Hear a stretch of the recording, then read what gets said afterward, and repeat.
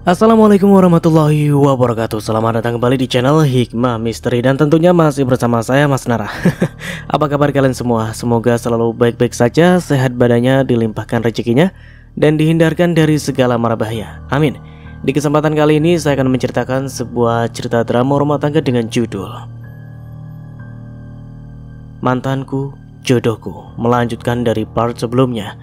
Oke, seperti biasa sebelum ke ceritanya, bagi kalian yang belum subscribe channel ini, silahkan bisa subscribe dulu lah. Dan aktifkan lonceng notifikasinya agar kalian tidak ketinggalan cerita menarik dari channel Hikmah Misteri yang akan selalu menggetarkan hati kalian. Dan jangan lupa juga untuk share and like, tentunya agar Mas Nara lebih semangat lagi untuk menghibur kalian. Oke, kalau sudah, terima kasih and so just try keep up with me.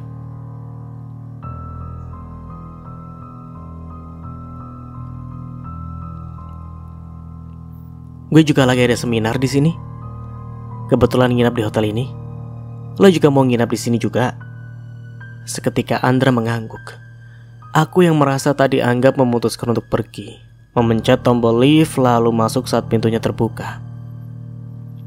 Bisa aku dengar Andra memanggilku dan berusaha masuk lift, tetapi pintu itu buru ketutup. Di dalam benda bergerak ini hatiku terasa terbakar. Ada yang sesak di sana. Merasakan sakit yang tak bisa aku pahami. Aku sebal dengan sikap si kera itu. Kenapa dia malah enak-enakan ngobrol dengan perempuan lain? Bukankah tadi dia buru-buru? Lalu apa tadi? So akrab di depanku. Harusnya dia itu memperkenalkan aku sebagai istri, bukan malah asik sendiri. Bahkan dia terkesan membiarkan diriku sebagaikan cacing kepanasan. Sialan. Sedari tadi ponselku berbunyi menampakkan nomor baru yang tertera di layar benda pipi milikku. Aku tak berniat mengangkatnya, males banget. Palingan itu nomor si kera.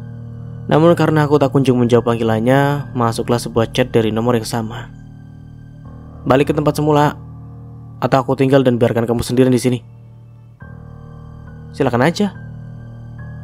Aku bisa jaga diriku sendiri. Aku membalas pesannya yang ku tahu itu Andra. Bahkan cara membujuk itu sangat menyakitkan. Ia memintaku kembali tapi nadanya seperti mengancam. Memangnya aku anak kecil? Kalau kamu gak balik juga, berarti kamu cemburu. Kali ini aku melotot melihat pesan yang ia kirimkan. Apa benar aku cemburu? Ih, gak mungkin lah. Ngapain juga aku cemburu? Ih. Karena aku tak mau dikatai cemburu. Mau tak mau, akhirnya aku kembali ke tempat semula. Aku keluar saat pintu lift terbuka. Andra berdiri di sana sendirian. Baguslah wanita itu sudah pergi. Mataku sakit melihatnya berada di dekat Andra. Ini kopermu. Sekarang terserah kalau mau kabur lagi. Ucapnya begitu membagongkan. Pria itu berlalu membawa koper kecil miliknya. Kali ini ia tidak jadi menggunakan lift, melainkan kembali menyusuri lorong gedung ini.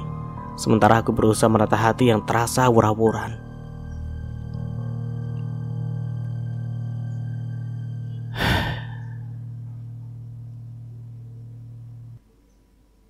Aku masih di dunia ini, melihatmu dari jauh bersama dia.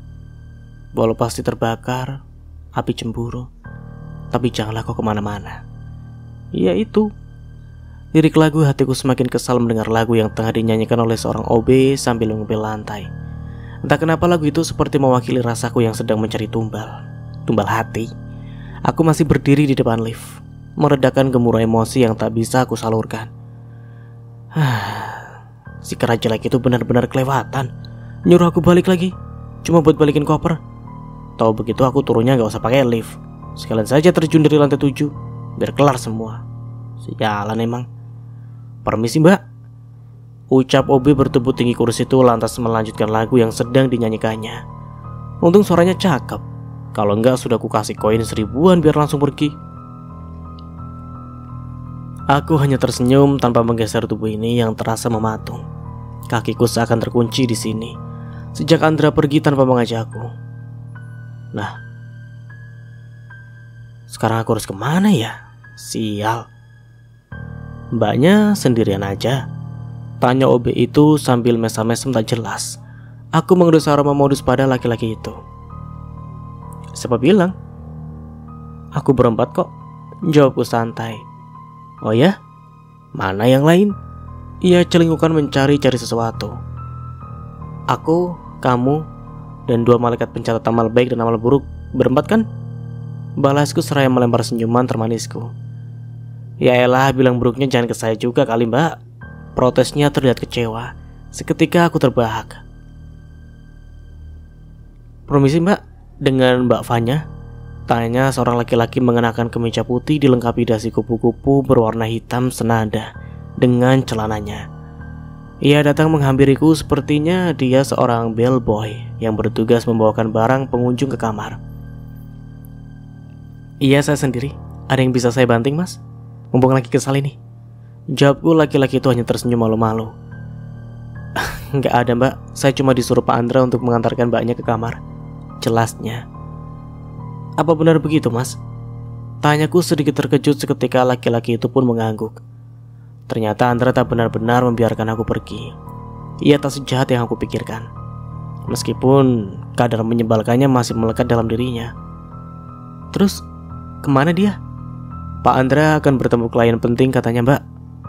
Seketika aku mengangguk paham. Kemudian membiarkan laki-laki itu membawakan koper dan mengantarkanku ke kamar yang sudah di-booking Andra untuk 2 hari ke depan. Bellboy itu mengantarku sampai ke depan kamar, lantas pergi setelah aku memberinya tips. Saat memasuki kamar, aku dibuat takjub dengan ruangan bernuansa putih dan abu-abu yang terkesan elegan dan tenang tanpa mengurangi kemewahan dari kamar berukuran luas itu. Di ujung kamar terdapat jendela kaca yang memenuhi dinding hingga aku bisa dengan leluasa melihat pemandangan luar. Berada di lantai paling atas, aku bisa menikmati semua keindahan yang ada di luar sana. Tak jauh dari jendela, terdapat double bed berukuran king size dan meja kecil serta kursi busa untuk bersantai. Sembari duduk atau tiduran, bisa sambil menonton televisi berukuran besar yang terpempel di dinding dengan wallpaper berwarna abu-abu. Aku membuka tirai lebih lebar, agar bisa dengan puas menikmati keindahan pantai yang sepertinya tak begitu jauh dari sini. Cahaya matahari yang masuk tak membuatku terasa panas, karena hawa dingin di kota hujan ini sudah menyejukkan. Bersamaan dengan itu ponselku berdering, muncul nama-nama mama di sana.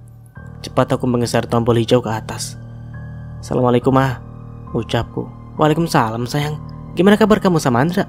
Tanyanya. Alhamdulillah ma, baik. Mama dan papa apa kabar? Baik juga sayang. Kalian lagi di Bogor berdua kan? Aku mengernyit heran. Kenapa mama bisa tahu? Apa mungkin Andra sudah kasih tahu mama? Tapi Andra bilang sendiri gak akan kasih tahu mama. Takut dimintai cucu Skodi. Fanya, kamu masih di situ kan? Tanya mama yang seketika membuyarkan lamunanku. Oh, iya ma, kami lagi di Bogor. Andra ada pekerjaan. Karena Fanya sendirian, jadi diajak deh. Jawabku apa adanya. Namun aku terkejut mendengar penjelasan wanita yang sudah melahirkan suamiku itu. Ternyata ada udang di balik bakwan. Semua ini adalah rencana beliau dan papa. Sengaja Andra dibuat mendapat klien untuk pekerjaan barunya, agar kami bisa pergi berdua. Karena Andra tentu akan menolak jika disuruh untuk pergi liburan dan meninggalkan pekerjaannya walau sebentar. Seketika aku terharu. Ternyata sebegitu pedulinya mertuaku pada hubungan kami. Hubungan aneh yang setiap hari hanya memicu tekanan darah tinggi. Aku sepakat untuk tidak memberitahu ini pada Andra.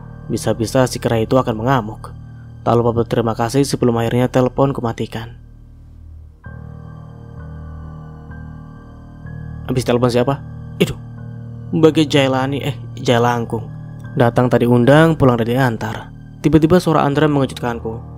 Sontak aku melengos, rasa kesalku masih menyelimuti hati. Kalau ada yang nanya itu dijawab, bukan menghindar. Sendirinya aku masih tak merespon. Lebih memilih untuk menyibukkan diri dengan berbenah barang-barangku. Terdengar suara hala nafasnya. Fanya, kamu dengar gak sih? Budek ya? Ucapnya sembari mendekat. Aku masih tak terpengaruh oleh suara dan keberadaannya yang selalu menyebalkan. Tanpa aba-aba ia meraih tanganku dan menyeret tubuh ini keluar. Hei, mau kemana? Tanyaku sembari berusaha melepas genggaman tangannya. Namun tenaganya terlalu besar dibanding aku. Entah apa yang akan dia lakukan. Tanpa menjawab pertanyaanku, ia terus menarik tubuh ini keluar dan menaiki lift. Ini mau kemana? Tanyaku lagi saat lift ini bergerak turun. Gak usah banyak ngomong. Nurut aja sama suami. Ucapnya terdengar serius. Seketika aku diam dan pasrah. Terserahlah, mau diapain juga aku rela. Tangan ini masih terkunci dalam genggaman pria di depanku. Kami terus berjalan kaki setelah menaiki mobil kira-kira 10 menitan, hingga sampai di suatu tempat yang tidak aku duga sebelumnya. Andra membawaku ke tempat yang paling aku sukai. Tidak ada tempat yang paling indah selain pantai. Deburan ombak di sini begitu indah untuk dinikmati, dan semilir angin menambah ketenangan hati. Terlebih pasir putih yang semakin membuat pantai itu begitu cantik. Pantai Langit namanya. Pantai yang cukup ramai pengunjung dan sangatlah bersih. Seketika Andra melepaskan tanganku. Ia membiarkan diriku menikmati dan terbuai dengan keindahan alam ini. Tak kupedulikan terik matahari yang terasa membakar kulit. Aku bahkan sanggup berdiri di sini, di bawah terik matahari hingga gosong. Makasih, ungkapku saat Andra ikut berdiri di sampingku. Laki-laki itu menatap laut penuh arti, seakan kami mempunyai rasa yang sama untuk mengartikan biusan pemandangan indah di depan mata. Ia menoleh padaku sembari tersenyum tulus, lantas mengangguk. Seketika kekesalanku padanya perlahan hilang, berganti rasa syukur atas sikap yang selalu berhasil membuatku jatuh hati. Iya, meski terkadang ia menyebalkan, tetapi aku masih bisa melihat sedikit sisi baik yang pernah membuatku nyaman. Ia tak benar-benar berubah. Keraku hanya sedang memakai topeng untuk menutupi rasa kecewanya. Kami berjalan menyusuri pantai yang cukup ramai dikunjungi wisatawan. Tidak ada obrolan di antara kami selain sibuk menikmati suasana yang ada. Bisa minta tolong? Teriakku memecah kebisuan di antara kami di tengah deburan ombak yang semakin kencang. Apa? Aku merogoh saku celana, kemudian mengeluarkan ponsel dan memberikannya pada lelaki itu. Tolong fotoin, jelasku sambil meringis.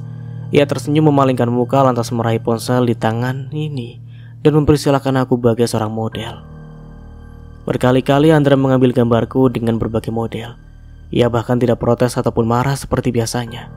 Justru pria itu terlihat menikmati. Aduh! Teriakan seseorang tiba-tiba terdengar bersama tubuh Andra yang terjerembab ke belakang. Terlihat seorang laki-laki berkumis tebal memegang kepalanya sambil meringis kesakitan. Bagian tubuhnya tertutupi atau memang sengaja ditimbun pasir. Hanya kepalanya yang terlihat, hingga Andra tak menyadari ada orang di sana.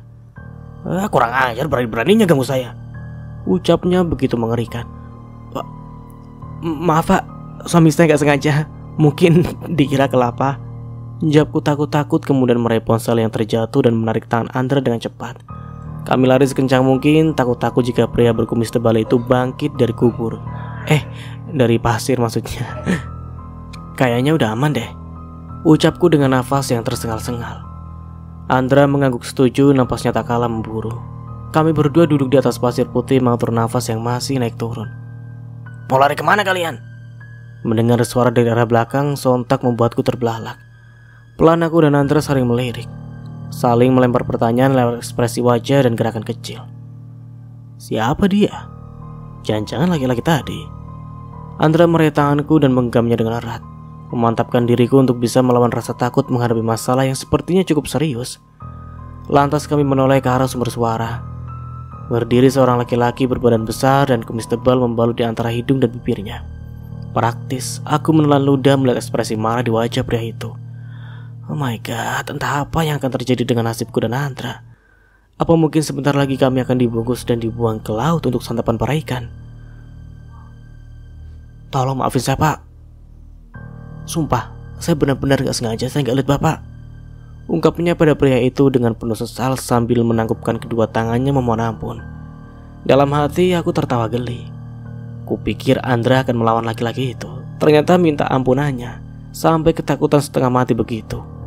Dasar cemen banget. Santucin, Eke ngejar kalian cuma mau nganterin ini, ucapnya terdengar menggelikan. Ia menyodorkan dompet milik Andra yang mungkin terjatuh saat ia terjenggang tadi. Bisa kulihat ekspresi Andra yang semakin memucat dan syok saat laki-laki setengah matang itu mengedipkan sebelah mata padanya. Sementara aku hanya bisa cekikikan melihat pemandangan yang indah ini. Badan segede Hulk, jiwanya Pikachu. Makasih pak, jawabnya tergagap seraya mengambil dompet di tangan pria cucok itu. Lantas mengelapnya dengan penuh jijai dan kembali menaruh benda itu ke dalam sakunya. Jangan panggil Eke Pak dong. Kenalin, my name is Nano Nani Nano Nana Nini. Sontak aku tergelak karena tak bisa menahan tawa. Laki-laki yang memiliki nama seperti mantra itu mengulurkan tangannya pada Andra. Seketika Andra bergidik geli mendapat kerlingan mata pria di depannya untuk yang kedua kalinya. Tanpa ingin membalas, Andra dengan cepat mengajakku lari dari makhluk setengah matang itu. Kali ini pelarian kami lebih menakutkan ketimbang dikejar begal. Babe, kok kabur sih? Jangan kabur woi, teriaknya dengan nada yang berbeda. Pertama ia meneriaki kami dengan nada sepoi-sepoi lembut dan menawan. Kemudian seketika berganti nada layaknya preman sejati yang beringas lagi mengerikan. Aku tak bisa menahan tawa meski dalam keadaan lari. Hingga tanpa sadar kaki ini terasa perih menginjak sesuatu. Entah kemana las kakiku. Saking kencangnya berlari, sandalku terlepas dan mungkin tertinggal saat pelarian pertama kami. Aduh, pekiku sambil meringis. Kenapa? Kamu gak apa-apa? Apa yang sakit? Tanyanya begitu khawatir. Dengan cepat ia mengecek telapak kakiku. Ada rasa yang aneh menjalar ke seluruh tubuh saat tangannya memegang lembut kakiku. Rasa itu berhasil membuat bibir ini membentuk lengkungan yang tak bisa kusembunyikan. Au! Teriakku lagi saat sesuatu tertarik dari kaki. Andra menunjukkan sebuah duri mirip ranting pohon kering yang baru saja ia cabut dari kakiku. Kakimu berdarah. Kalau gak cepat diobati nanti infeksi, ucapnya. Gak apa-apa lah, nanti juga sembuh sendiri kok. Aku mengecek lukaku, hanya sedikit yang berdarah. Jangan agak remeh, ayo kita pulang ke hotel. Aku obati di sana. Tanpa permisi ia membopong tubuhku. Andra, cepet turunin aku malu. Pintaku, namun ia tak mengindahkan permintaan istrinya ini. Aku gak mau pulang, Andra. Seketika Andra berhenti. Aku masih mau di sini. Boleh, sambungku. Ia menatapku lekat sampai akhirnya mengangguk dan membawaku duduk di atas bebatuan menatap deburan ombak yang saling bersautan. Semakin lama angin di sini sangatlah kencang, seakan melawan ombak yang terus menghantam tepian. Andra duduk di sisiku, ia pun ikut menikmati suasana yang nyaman meski sangat riuh oleh angin dan ombak. Langit yang sedari tadi tercerah, terpancar terik matahari, kini berubah sedikit mendung. Aku pikir Bogor itu area puncak doang ya. Ternyata ada pantai juga. Celutuku memancing reaksi pria itu. So tahu.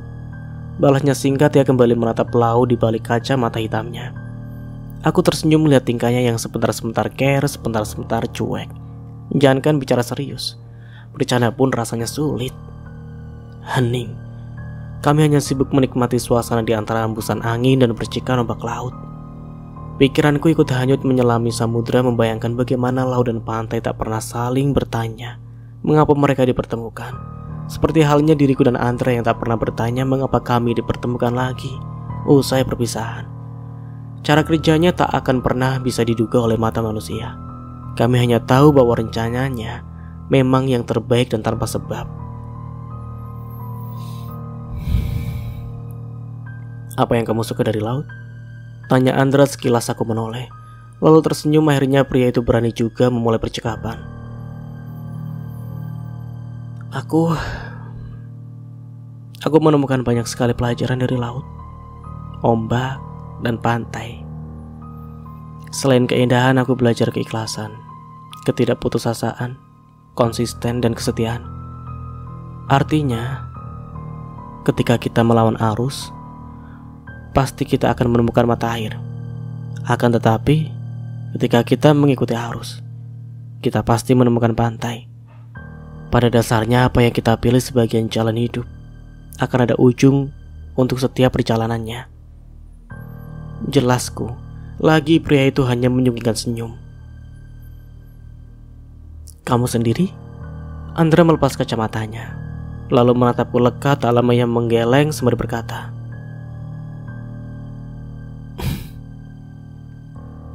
aku tak menyukai apapun di dunia ini. Kenapa? Karena semua keindahan yang ada di dunia itu bersifat sementara. Jelasnya terdengar parau. Aku semakin penasaran. Ku yakin ada sesuatu di balik ucapannya itu. Memang benar. Tapi aku menyukai sesuatu itu karena ada pembelajaran, bukan semata keindahannya saja. Balasku santai. Andra kembali tersenyum. Kali ini senyuman itu terasa mengejek. Belajar itu bisa dari apa saja. Contohnya masalah atau ujian. Karena setiap masalah itu adalah guru yang terbaik agar kita lebih dewasa, bukan? Ada getaran yang tiba-tiba saja menyelemai hatiku.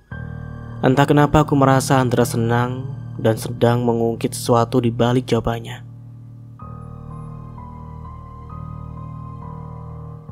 Itu sebabnya kamu berubah sekarang. Tanpa ragu aku memastikan apa yang sedang mengganggu pikiran. Namun ia hanya menggedikan bahu dan memalingkan wajahnya. Andra, panggilku. Selama hidupmu, apa yang paling membuatmu kecewa? Aku menatap wajahnya dari arah samping. Sejak tadi dia tak bisa lama-lama menatap mataku. Padahal aku ingin sekali melihat kejujuran di bola matanya. Menurutmu? Tanpa menoleh ia menjawab dengan nada bertanya. Apa cinta yang teramat dalam sudah membuatmu kecewa? Sontak Andra menoleh padaku. Kali ini wajahnya tampak serius. Kenapa kamu berpikir demikian? Benar enggak? Kan itu menurutku, bukan? Lalu, wanita. Seketika hati ini terasa terbebani dengan kata wanita. Aku juga wanita. Aku pernah berada di dalam masa lalu yang sudah memberinya rasa kecewa. Namun, aku berusaha menampik itu. Mungkin saja ada wanita lain yang sudah lebih membuatnya kecewa. Lelaki itu hanya menunduk saat aku bertanya kenapa. Namun ia mau menjelaskan saat aku meyakinkan dirinya agar mau membagi semua bebannya kepadaku. Andra menjelaskan bagaimana dirinya pernah sangat terpukul dan kecewa karena perceraian kedua orang tuanya. Yang membuatku tak percaya adalah ibu mertua aku bukanlah ibu kandung Andra. Padahal aku bisa melihat ketulusan di antara keduanya dari cara mereka berkomunikasi dan menunjukkan kasih sayang layaknya ibu dan anak kandung. Berbeda dengan ibu kandungnya yang lebih memilih laki-laki lain ketimbang suami dan dua anak laki-lakinya. Andra mengalami traumatis yang sangat dalam di hatinya saat ia duduk di bangku SMP. Di saat anak-anak yang lain sedang merasakan masa-masa pengenalan jati diri, Andra justru mengalami broken home.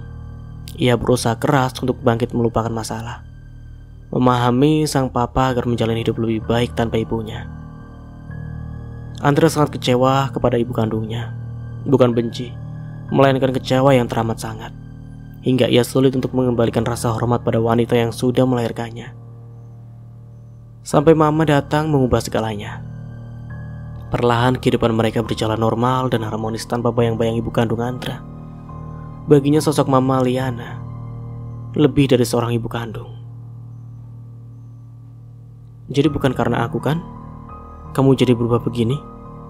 Tanyaku di sela-sela keseriusan kami. Meski sebetulnya ada yang masih mengganjal di benakku. Jika kejadian itu dialami Andra sebelum bertemu denganku, otomatis aku masih punya andil di masa perubahannya sekarang. Apaan sih? Lagi bahas apa? Jawabnya apa? Tapi kata mama sih, kamu down banget waktu putus sama aku. Sampai-sampai minggat keluar negeri. Ledekku seketika wajah Andra berubah merah dan gugup. Cie-cie. Aku terus meledeknya, berusaha menatap wajah dan mencari jawaban di matanya. Namun pria itu enggan menatap mata ini. Sebisa mungkin ia berpaling dan menghindar. Kami berdua menghabiskan waktu di pantai itu sampai matahari terbenam, menikmati senja yang selalu indah untuk dinanti. Namun senja mengajarkan kita bahwa sesuatu yang terlihat indah sebagian besar hanya bersifat sementara. Seperti apa yang diucapkan oleh laki-laki di sampingku ini.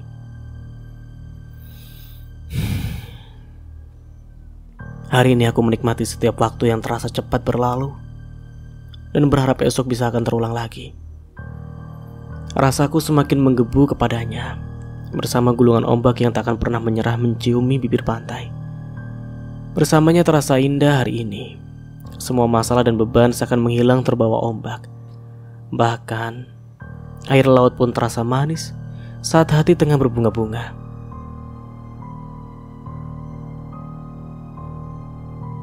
Bunga-bunga apa yang cantik? Bunga dahlia? Salah. Apa? Bunga Citra Lestari. Ada lagi? Tentara apa yang paling kecil? Gak tahu. Tentara Sekutu. Kecil hijau kalau disentuh meledak. Apaan sih? Ulat bulu bawa bom. Monyet apa yang gak makan pisang? Lagi-lagi pria itu hanya menjawab gak tahu. Ya, monyet lagi puasa. Seketika ia menoyor kepalaku. Sereceh itu kami mengenang masa pacaran yang sempat terbengkalai. Hihiu. Terkadang teringat menggelikan, tapi semua itu pengalaman. Keemasan cahaya di cakrawala di ufuk barat saat hari mulai senja. Ku terbuai saat memandangnya. Keindahan dari Sang Maha Pencipta, Sang Surya bersiap untuk tenggelam, menyebut mesra kedatangan malam. Keindahan langit senja selalu dapat kita nikmati setiap detiknya, meski kita tahu malam yang gelap akan menggantikannya. Seperti halnya dengan percintaan, menikmati detik demi detik bersamanya, meski kita mengerti bahwa resiko untuk kehilangan itu selalu ada. Bahkan ketika telah hilang, kita masih bisa bertemu, bagai matahari yang akan selalu muncul di keesokan harinya, mengantarkan kita menemui lagi senja yang indah. Hari mulai gelap. Aku dan Andra memutuskan untuk pulang ke hotel. Namun di tengah perjalanan, hujan deras mengguyur wilayah kota Bogor malam itu. Terpaksa kami mencari tempat untuk berteduh sampai hujan benar-benar reda. Kita ke musola dulu, sekalian sholat, ajak pria yang tengah memayungi diriku menggunakan tangannya. Sekilas aku menoleh seraya tersenyum lalu mengangguk tanda setuju. Gara-gara kamu ini kita jadi kehujanan malam-malam begini, rutuknya saat kami sudah sampai di teras musola. Baju kami basah kuyup oleh hujan yang begitu deras. Lah, kok nyalain aku sih? Aku memicingkan mata tak terima dengan tuduhannya. Ya iyalah, kalau kamu gak minta seharian di pantai sampai lihat sunset segala, pasti gak akan begini. Cercanya tak mau kalah. Sontak aku mendelik dan berkacak pinggang. Pakai nyalain aku lagi. Yang ngajakin aku ke pantai siapa? Lagian cuma setengah hari. Ralat, bukan seharian. Jawabku tak kalah tegas. Pria itu hanya memutar bola matanya ke atas. Sama aja intinya kamu yang salah. Kamulah. Assalamualaikum, ucap seorang laki-laki mengenakan kopiah putih senada dengan sorban yang melingkar di lehernya. Seketika perseteruan antara kutu dan kera berhenti. Kami membalas salam pria itu secara bersamaan. Ada apa ini kau ribut-ribut di musola? Tanyanya. Aku dan Andra saling melirik dan saling sikut, bagai dua murid yang ketahuan Pak Guru sedang berkelahi. Biasa Pak Ustadz, suami saya sukanya marah-marah mulu, jawabku. Pria yang kupanggil Pak Ustadz hanya terkekeh. Sementara Andra mendelik tajam, bibirnya mengatup kuat padaku, antara gemas dan kesal mungkin. Oh, jadi kalian itu suami istri. Ya, aneh paham. Biasanya kalau suami suka marah-marah, itu tandanya cinta dan sayang sekali sama istri. Beruntung banyak disayang dan dicintai sama suami begitu dalam. Jelas Pak Ustadz sambil tertawa kecil. Seketika perutku terasa ada yang menggelitiki. Rasanya aku ingin pergi ke USG. Siapa tahu banyak kupu-kupu di sana. Jadi semakin sering marahnya semakin dalam sayang dan cintanya. Bukan begitu Pak Ustadz? Tanyaku begitu antusias. Kulihat Andra menepuk jidatnya dan menyembunyikan wajah yang seluruhnya basah oleh air hujan. Cie malu. Seketika Pak Ustadz mengangguk dan terus terkikik, lantas mengelus punggung Andra yang sendiri tadi hanya terdiam. Rasakan kau Bambang, hujan-hujan dapat ceramah gratis. Pak Ustadz berarti suka marah-marah juga sama istrinya pasti nih. Seketika pria itu menggeleng. Kenapa? Berarti gak sayang dan cinta dong sama istrinya? Tanyaku lagi. Gimana mau marah? Lawang saya gak punya istri. Mau marahin istri orang nanti dikira cinta. Bisa-bisa saya dipenggal sama suaminya. Jawabnya dengan santai. Alah buset, bisa-bisanya Ustadz ngelawak. Ia terus saja tertawa seakan tak punya beban dalam hidupnya. Andra yang dari tadi membisu kali ini pun ikut tertawa. Selepas perbincangan ringan kami, Pak Ustadz bernama Aslan memberikan baju ganti dan mengajak kami sholat berjamaah. Kebetulan ada beberapa baju dan mukena serta perlengkapan sholat lainnya yang masih layak untuk dipakai. Barang-barang tersebut adalah sumbangan untuk digunakan dalam keadaan mendesak seperti yang sedang kami alami. Sebenarnya Pak Aslan adalah seorang musafir, orang yang melakukan suatu perjalanan ziarah. Hal ini dilakukan biasanya dengan mengunjungi suatu tempat yang mempunyai makna keagamaan, seringkali dengan menempuh jarak yang cukup jauh. Kebetulan beliau sedang singgah di musola kurang terawat dan sepi ini. Warga sekitar jarang sekali mendatangi rumah Allah tersebut. Mereka lebih memilih di rumah atau pergi ke masjid. Hanya beberapa orang yang memang sedang perjalanan jauh seperti para pengunjung pantai dekat sini. Alhasil, Pak Aslan bertekad untuk merawat dan membuat tempat ibadah ini bersih, serta ramai dipergunakan untuk ibadah setiap waktunya. Sembari menunggu hujan reda, kami berbincang-bincang layaknya orang yang sudah lama mengenal. Pak Aslan banyak bercerita bagaimana perjalanan hidupnya mencari kebaikan di setiap langkah, dimanapun beliau singgah. Tak hanya itu, laki-laki yang kutaksir berusia 30 tahunan itu memberikan banyak nasihat untuk pernikahan kami. Jika seorang menikah, maka ia telah menyempurnakan separuh agamanya, karena bertakwalah pada Allah. Pada separuh yang lainnya, singkat, tetapi cukup dalam menyentuh hati dan berhasil membuatku merenung. Betapa tidak, mengingat pernikahanku dan Andra hanya sebatas kewajiban dan menghormati keinginan orang tua. Maksudnya adalah, yang merusak agama seseorang ada dua hal, yaitu kemaluan dan perutnya. Menikah berarti telah menjaga diri dari salah satunya. Dengan menikah berarti seseorang membentengi diri dari godaan setan, membentengi diri dari syahwat yang bergejolak dan lebih menundukkan pandangan. Dan separuhnya lagi tinggal menjaga kebaikan perutnya.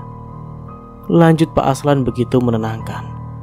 Cukup lama kami terhanyut dalam lautan keberkahan lewat nasihat Pak Aslan di tengah guyuran hujan yang begitu mendamaikan hati. Tidak ada tempat ternyaman selain rumah Allah, dan tidak ada yang paling indah selain bertemu dengan mendengar nasihat dari orang soleh. Saat itu juga aku merasa beruntung telah terjebak hujan di malam ini. Merasa yang terjadi bukan tanpa alasan. Terima kasih Pak atas semua kebaikan dan ilmu yang sudah Bapak berikan untuk kami. Ucap Andra kami bersiap pulang, hujan sudah mulai reda. Sama-sama. Saya bukan guru yang memiliki banyak ilmu. Saya hanya hamba Allah yang sedang menyebarkan apa yang sudah Allah dan Rasul janjikan. Jika kita sebagai hamba yang bertakwa mau menjalankan semua dengan ikhlas karena Allah, balasnya terdengar menyejukkan. Aku dan Andra pamit pulang membawa banyak sekali pelajaran yang bisa diambil untuk pernikahan kami ke depannya agar menjadi lebih baik. Andra, kita makan sebentar yuk. Makan apa kek? Lapar. Ajakku di tengah perjalanan menuju hotel. Sejak tadi siang kami belum makan nasi. Hanya beberapa kali makan roti dan gorengan yang disediakan Pak Aslan di musola. Ya kita ke kafe dekat hotel aja, katanya seketika aku setujui dan pergi ke tempat yang dimaksud Andra. Loh, kok kesini? Katanya mau ke kafe. Tanyaku heran saat kami sudah tiba di tempat yang lebih mirip toko jamu. Banyak sekali botol-botol dan kemasan plastik maupun toples yang tertata rapi di lemari kaca, dan meja bar kafe yang panjang di sana. Saat masuk langsung disuguhi para bartender dengan sibuk meracik minuman jamu khas tradisional Indonesia. Seperti nama kafenya CTI atau Jamu Tradisional Indonesia. Ini juga kafe, kamu mau makan kan? Ada kok, tinggal pesan. Aku mau pesan kopi jamu. Kamu mau juga? Seketika aku menggeleng. Kami duduk berhadapan menunggu pesanan yang sudah dipesan. Kupikir kafe ini hanya menyediakan minuman. Ternyata menu makanan pun tak kalah banyak. Aku memesan nasi bakar ayam dan lemon tea hangat.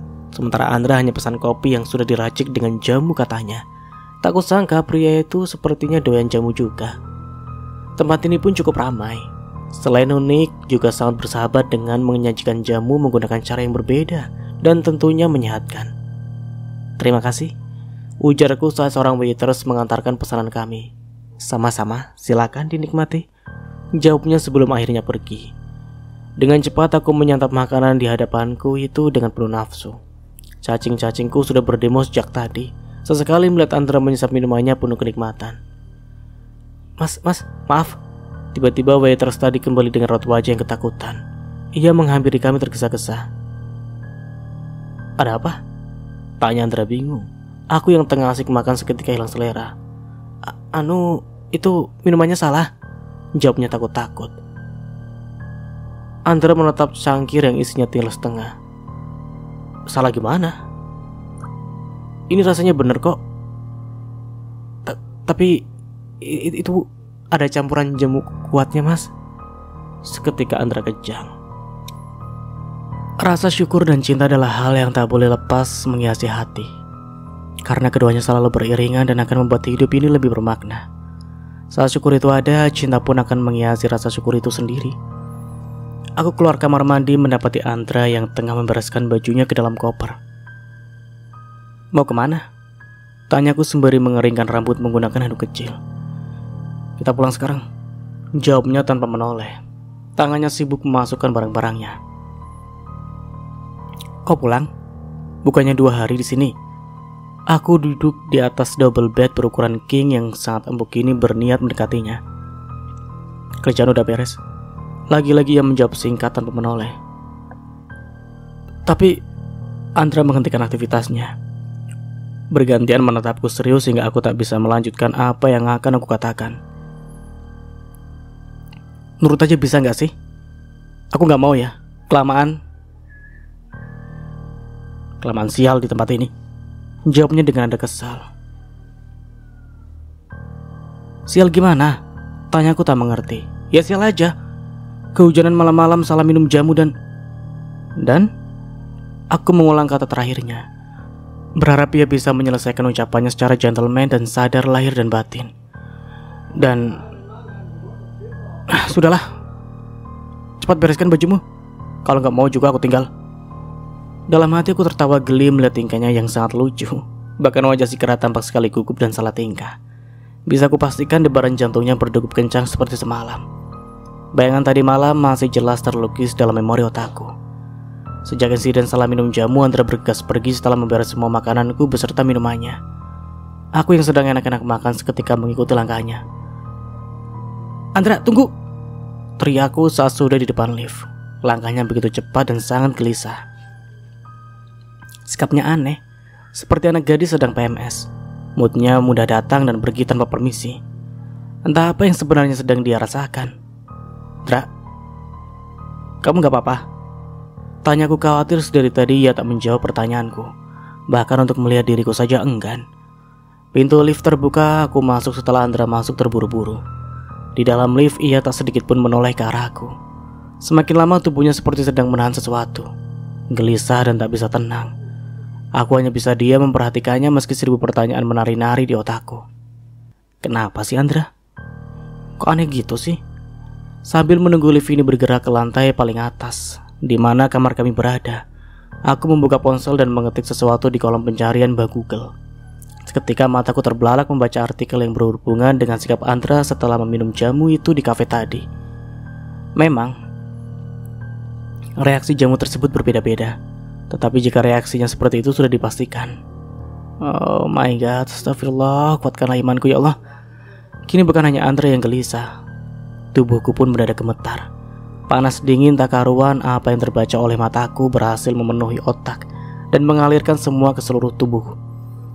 Kini dadaku naik turun seperti habis maraton. Apa yang harus aku lakukan ini? Pintu lift terbuka, Andra keluar secepat kilat. Sementara aku hanya mengekorinya pelan. Otakku masih bingung dan tak bisa mencerna situasi ini. Perasaanku kini campur aduk jadi satu, bagai es campur, antara bahagia, bingung, lucu, dan aneh jadinya mules. Sial, kenapa tiba-tiba kamar mandinya macet sih? Ucap Andra saat aku baru mau masuk. Masih berdiri di tengah pintu yang berkali-kali memutar knob, tetapi pintu itu tak juga terbuka. Melihat itu aku jadi serba salah. Bagaimana aku menenangkannya ya? Aku menutup pintu sembari menata degup jantung yang semakin lama semakin cepat. Andra, panggilku lirih. Sontak ia berbalik membelakangiku. Tolong jangan ganggu aku. Menjauhlah dariku, jawabnya dengan nafas yang memburu. Aku tahu apa yang sedang kamu rasakan. Aku masih menatap punggung pria itu. Tangannya terus saja tak bisa berhenti dari mengelap bagian kening lalu ke lehernya. Jangan sok tahu, jawab Andra masih tak mau berbalik menghadapku. Saat ini bukan saatnya memikirkan gengsi atau apalah. Jika kamu tak nyaman dan tak bisa melawan rasa itu, lampiaskan saja padaku. Jangan kau tahan. Aku ini istrimu. Sudah semestinya aku membantu dalam kegelisahanmu. Sekuat hati aku mencoba mengutarakan apa yang menurutku benar, meski sebenarnya aku merasa aneh sudah mengutarakan hal demikian. Ngomong apaan sih kamu? Aku gak butuh bantuanmu, tolaknya. Namun tekadku sudah bulat. Saat ini bukan kesempatan dalam kesempitan, melainkan kesempitan dalam kesempatan. Apaan sih? Ya Allah, Fanya lagi terjepit pun masih sempat ngelawak. Maklum, ini pertama kalinya sejarah dalam hidup seorang Ratu Fanya Agustina menghadapi nakoda sungguhan yang sedang mengalami cuaca buruk. Aku merangkul tubuh Andra dari belakang. Seketika ia terkejut dan berusaha melepaskan tanganku, namun sebisa mungkin meyakinkan dirinya bahwa tidak ada yang salah dalam hal ini. Meski caraku mungkin terlalu memaksa sih, bukan untuk semata kesenangan, melainkan menyelamatkan suamiku dari rasa tak aman itu. Perlahan Andra mengerti maksudku, kegelisahannya berangsur lebih terkendali. Kubiarkan dirinya melampiaskan apa yang diinginkannya. Mataku terpejam, merasakan setiap gerakan kecil yang mampu membuatku melayang. Perlahan kita tenggelam dalam keheningan, melewati lautan dan samudera yang hanya aku dan dia ketahui. Hingga tak terasa kita hanyut di telan malam. Piur. Aku tersentak kala Andra menyiram wajahku dengan sebotol air mineral. Bayangan semalam seketika buyar dari kepala. Andra, kamu apa-apaan sih? Kesalku pada pria yang tengah berdiri songong di depanku. Kamu yang ngapa-ngapain? Pagi-pagi senyum-senyum begitu, dasar otak mesum. Ucapnya begitu menyebalkan. Enak saja kamu kali yang mesum. Kayak tahu aja aku lagi ngebayangin apa. Gak usah kepedean sih. Sanggahku berusaha menepis anggapan pria tak tahu diri itu. Sudah dibantu bukannya terima kasih malah marah-marah terus. Ih, ya Allah, bisakah tukar tanpa suami yang lebih lembut gitu loh? Jangan seperti yang enggak ada manis-manisnya gitu. Dih, siapa yang kepedean? Emang kamu lagi bayangin apa sampai senyum-senyum, ha? Tanyanya sungkan seketika aku ingin tertawa. Tapi urungku tunjukkan. Bisa-bisa si kera itu ngamuk lagi. Mau tahu apa? Mau tahu banget. Godaku, namun bukan Andra namanya jika tidak menyukai basa-basi alias basi beneran. Ngebayangin keras sama aku tuh naik odong-odong. Jawabku sambil berlalu ke kamar mandi. Bisa ku dengar teriakan Andra begitu kesal. Sementara aku tertawa puas di dalam kamar mandi yang pintunya sudah sempat diperbaiki. Kami bersiap check out dari hotel. Keputusan Andra sudah bulat dan tidak bisa diganggu gugat. Cuma gara-gara jamu kuat. Sepertinya dia mengalami trauma mendalam. Mungkin takut ketagihan. Sudah 10 menit lebih aku menunggu di basement. Andra kembali ke kamar karena dompetnya tertinggal. Dasar kera. Tadi minta cepat-cepat sekarang malah ngilang. Rutuku sembari terus mengecek waktu di ponselku. Karena tak sabar aku berniat menyusulinya. Khawatir jika sesuatu terjadi pada pria menyebalkan itu. Namun tubuhku mematung saat melihat dua orang lawan jenis tengah berpelukan di kamar yang sebelumnya menjadi tempat aku dan Andra menginap. Seketika hatiku hancur melihat pemandangan itu. Entah apa yang sedang mereka lakukan berdua di dalam kamar tanpa sebuah ikatan. Miliki harapan tapi jangan pernah berharap. Nantikan tapi jangan pernah menunggu. Kadang-kadang kita membuat kekecewaan kita sendiri melalui harapan. Iya, aku punya banyak harapan untuk pernikahan ini. Namun mengapa keraguan muncul di saat yang salah? Di balik pintu yang setengah terbuka, aku terpaku melihat seorang wanita berada dalam pelukan suamiku. Sudah relakah aku menyebutnya sebagai suamiku? Sejak kapan? Dan mengapa hatiku sakit sekali melihat ini? Tanpa sadar ponselku terjatuh hingga menimbulkan suara. Keduanya terkesiap mendengar suara yang jaraknya cukup dekat. Sontak Andra menoleh ke arahku bersama wanita itu. Wanita yang sama saat kemarin kami baru datang. Iya, aku masih ingat. Fanya, ucap Andra terkejut. Maaf, balasku dengan nada yang sedikit bergetar. Lantas buru-buru mengambil ponsel dan segera enyah dari hadapan mereka. Aku berjalan cepat membawa rasa yang aneh di dalam sana. Hatiku seperti terbakar. Panas, sesak, dan emosi. Mungkinkah aku cemburu? Kenapa aku harus cemburu? Vanya! Teriak Andra mengejarku. Sementara aku terus menjauh dan tak ingin mendengar apapun. Itu haknya. Kenapa aku harus tahu? Aku baru mau masuk ke dalam lift, tetapi tangan Andra dengan cepat menarikku. Apaan sih, Indra? Sakit tau gak? Sentakku seraya menepis tangannya. Tadi itu bukan seperti yang kamu bayangkan. Aku sama Nessa cuma... Ucapnya terjeda. Aku hanya diam menunggu apa yang akan pria itu jelaskan padaku. Cuma... Pokoknya panjang ceritanya, tapi tolong jangan kepikiran yang enggak tentang aku soal tadi. Sambungnya. Seketika aku membuang muka seraya tersenyum kecut. Kamu minta aku gak berpikiran macam-macam sementara kamu bisa berduaan dan peluk-pelukan sama wanita yang bukan muhrimnya di dalam kamar loh. Aku berusaha santai mengatakan demikian, meski hati tak bisa menyembunyikan rasa yang terlanjur sakit. Entah kenapa mataku terasa panas, bagai langit mendung yang bersiap menumpahkan tetesan air hujan ke bumi. Iya, tapi belum sempat Andra melanjutkan ucapannya. Panggilannya masuk di dalam ponsel miliknya. Halo? Jawabnya. Halo Nes. Apa yang terjadi? Halo? Nessa? Halo? Bisa kulihat wajah Andra begitu khawatir memanggil wanita bernama Nessa. Entah apa yang sedang terjadi di antara mereka. Rasanya banyak hal yang sudah mereka lewati bersama. Andra terlihat panik beberapa kali mencoba menghubungi wanita itu, kemudian mengusap wajahnya. Ayo, ikut aku, ajaknya seraya menarik tangan ini. Aku menahan diri saat Andra berusaha membawaku. Aku gak mau, tolak aku tegas. Kamu mau tahu kan apa yang terjadi? Ayo gitu saja, pintanya dengan nada memohon. Ada keserusan di raut wajahnya. Meski aku tak bisa mempercayai itu begitu saja. Aku tak menjawab juga tak lagi menolak saat pria itu kembali menarik tangan ini. Entah kemana dia akan membawaku. Apa yang akan dia tunjukkan sebenarnya? Siapakah diriku melihat sesuatu yang akan membuat hati ini kembali sakit? Andra berkali-kali memasuki kamar yang salah, mencari wanita yang sedang ia khawatirkan. Aku terus mengikutinya, meski rasanya tak habis pikir. Suamiku sendiri sedang begitu takut dan mengkhawatirkan wanita lain di depan istrinya sendiri. Seharusnya aku tak mengikutinya.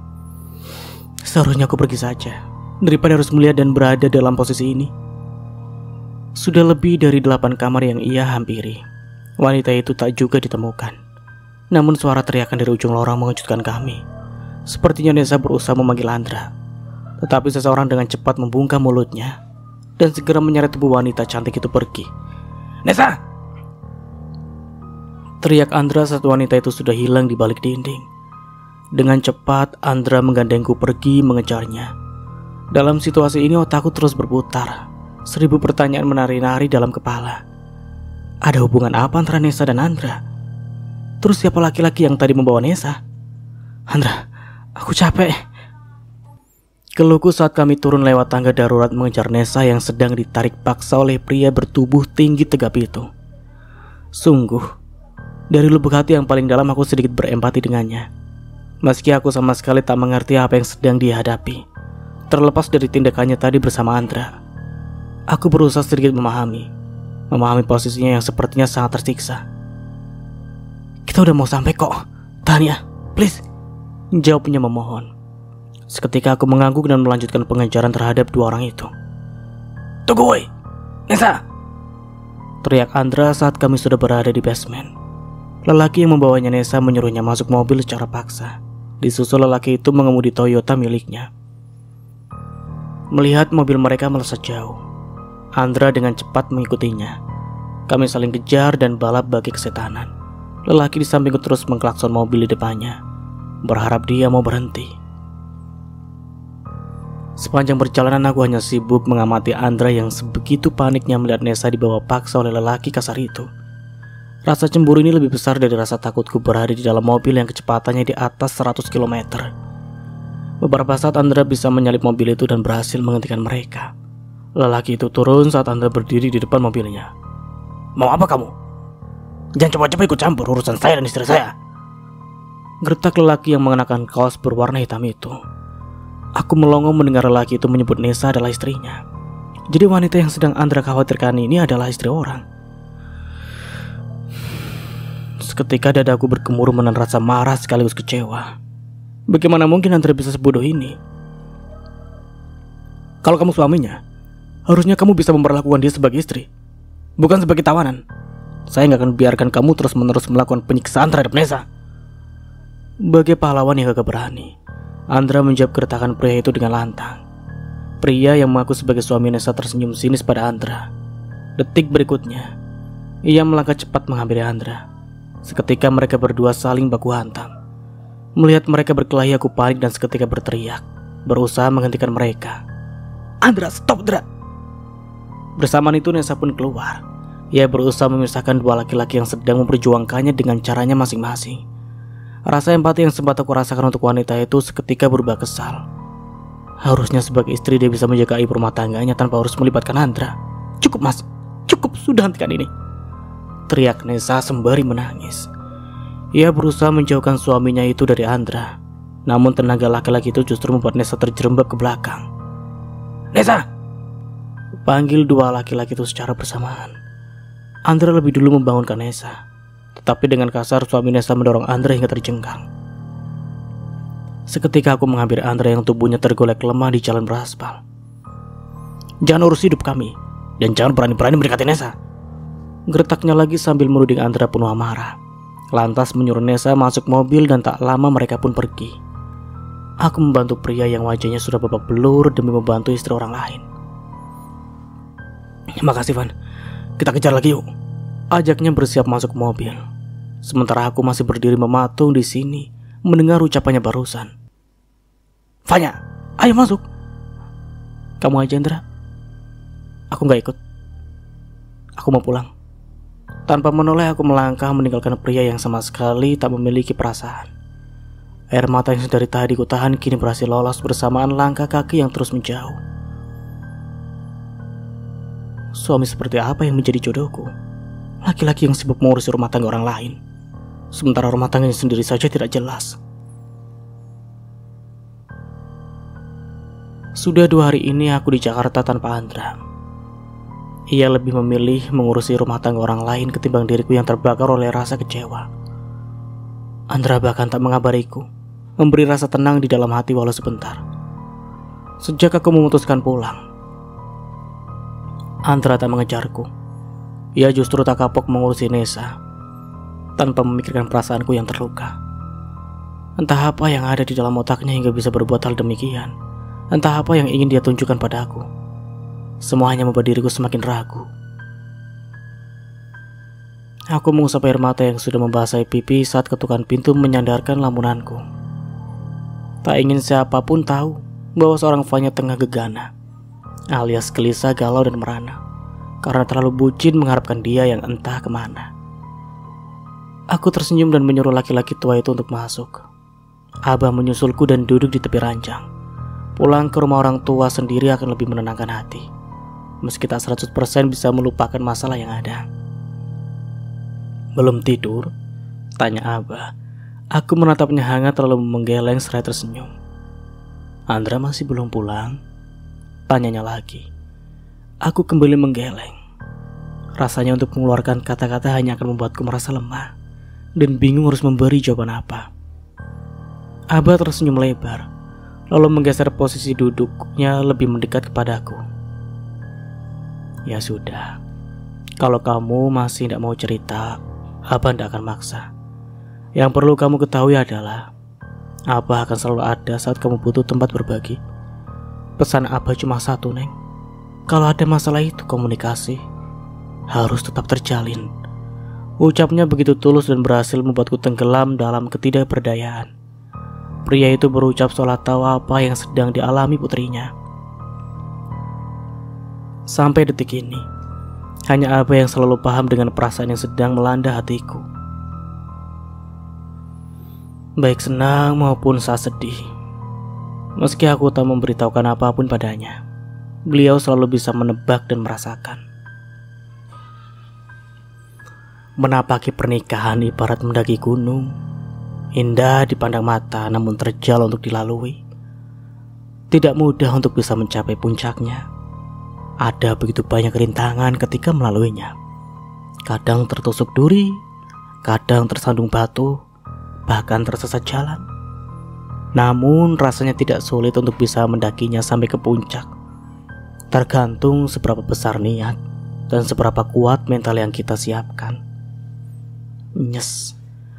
Seketika hatiku merasa tenang mendengar nasihatnya. Mungkin umurnya sudah menua, tapi jiwanya selalu muda untuk merangkai kata. Beliau bak penyair terkenal, bak pujangga cinta yang sedang dimabuk asmara. Mario Teguh, lewat. Saat kita mau mendaki gunung, bukan hanya mental, tapi juga butuh perlengkapan seperti peta, senter, dan kompas. Lanjutnya aku masih menyimak kata demi kata yang akan aku lontarkan. Perumpamaan peta pada pernikahan itu menunjukkan sebuah titik yang ingin sama-sama dituju. Perumpamaan senter adalah sholat dan kesabaran yang akan menerangi dalam kondisi paling gelap sekalipun. Dan perumpamaan kompas adalah komunikasi yang akan memberi arah kemana harus melangkah. Tanpa ketiganya, semua tidak akan bisa dilalui. Lagi aku dibuat menganga oleh kata-kata Abah. Ya, memang teori itu tak semudah praktiknya. Akan tetapi kalau kita mau berguru sesuai teori yang baik dan benar, insya Allah bisa dijalani dengan mudah. Kuncinya itu ikhlas dan sabar. Jelasnya terdengar tenang. Setiap kata dan irama yang Abah lontarkan sanggup menghipnotis siapapun yang mendengar nasihatnya. Kuncinya itu yang sulit, Bah. Balasku pria yang rambutnya sudah banyak ditumbuhi uban itu hanya terkekeh. Ikhlas dan sabar itu ibarat kentut, Neng. Aku mendelik mendengar jawaban Abah, antara jijai dan kesal dengan perumpamaan yang digunakan oleh pria di hadapanku. Bah, bisa gak sih perumpamannya itu cari yang lebih keren gitu, biar masuk ilmunya ke otak. Masa kentut, bikin mules aja. Jadi pengen kentut juga nih. Protesku seketika Abah tergelak. Yang penting kan artinya. Makanya dengerin dulu Abah. Belum selesai ngejelasin kok. Aku memutar bola mataku ke atas. Ya udah apa? Tanyaku penasaran dengan arti dari perumpamaan kentut itu. Ikhlas itu melakukan tanpa mengingat lagi apa yang sudah kita berikan. Seperti halnya kentut, saat kita membuangnya ada rasa lega tanpa harus mengakuinya di depan orang lain. Jelasnya sambil terkekeh kecil, sementara aku hanya manggut-manggut. Meski sebetulnya tak bisa mencerna kentut siapa yang apa maksud. Itu kalau ikhlas ya, Bah. Nah kalau sabar? Ya kalau sabar ya sabar. Sabar aja kalau orang yang kamu kentutin gak terima. Paling kena tampol. Ya seketika kami terbahak di tengah kesunyian malam. Cukup lama dan puas kami berbincang-bincang layaknya dua sahabat bagai kepompong. Tak hanya obrolan serius, kami pun bergurau sampai terkencing-kencing, terbatuk-batuk, terbengek-bengek. Keseruan kami berakhir kala emak memanggil Abah. Mungkin sudah waktunya ritual. Kegelapan yang menyelimuti semesta telah sepenuhnya lenyap. Langit yang sebelumnya berwarna hitam kini telah berubah berwarna putih biru, dengan awan yang berarak yang menghiasinya. Di atas sana sinar mentari dengan warnanya yang kekuningan menerangi seluruh alam semesta dengan kehangatan dan kehidupan. Udara pagi berembus menyergap masuk ke rongga hidung dan masuk ke paru-paru, menyisakan rasa segar penuh syukur. Untuk sesaat ku nikmati kesejukan itu dengan memejamkan mata. Setelah kemudian aku berlari kecil, mengelilingi jalan kampung tempat kelahiranku, menikmati udara dan keindahan pagi itu, bersama lagu favorit yang mengalun indah dari handphone yang terpasang di telingaku. Di tepi sungai, kulihat Amin, teman sekelasku dulu sewaktu SD, tengah memandikan motor bebeknya. Lama tak menyapa. Aku mendekat ke arahnya sembari melepaskan headphone. Dan Sampai di sini dulu ceritanya. Nantikan kelanjutan ceritanya di part berikutnya. Dari saya mohon maaf bila ada salah kata atau dalam penyampaian cerita. Akhir kata, wassalamualaikum warahmatullahi wabarakatuh. Sampai jumpa di video berikutnya and see you. Bye bye.